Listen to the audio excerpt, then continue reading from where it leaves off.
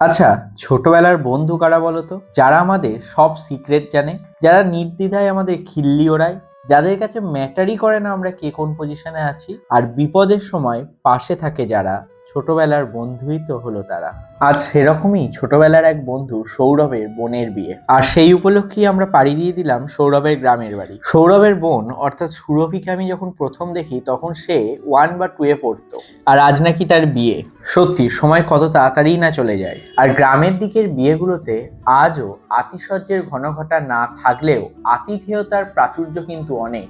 এই যেমন নিজেদের হাতে পরিবেশন করে লোক খাওয়ানো কিংবা বরযাত্রীদের জন্য টিফিন রেডি করা, সব ক্ষেত্রেই তো আন্তরিকতার স্পষ্ট উদাহরণ, যা শহুরে কালচারে আজ বিরল। সত্যি বলছি, এই দুদিনের স্মৃতি আমার সাথে সারা জীবন থেকে যাবে। আর তাই আমার এই ফোনের লেন্সের মাধ্যমে আমি যাবতীয় খুঁটিনাটি সবকিছু তুলে ধরার চেষ্টা করেছি। সেটা হারিয়ে যাওয়া গ্রাম্য বিয়ের কালচার হতে পারে, অথবা আনফিল্টার্ড বন্ধুদের মধ্যে খুনসুটিও হতে পারে। কারণ আমার মতে বাংলার পল্লী জীবনের এগুলোই হলো এক একটা সম্পদ। কালের নিয়মে হয়তো এগুলো আস্তে আস্তে আমাদের জীবন থেকে মুছে যাবে, কিন্তু টেকনোলজির আশীর্বাদে থেকে যাক না এই ছোট্ট ছোট্ট আমাদের মুহূর্তগুলো। ব্যাস, আর কি। আর তোমাদের যদি এই ধরনের ভিডিও ভালো লাগে তাহলে একটা শেয়ার, কমেন্ট, লাইক করে দিয়ে যেও।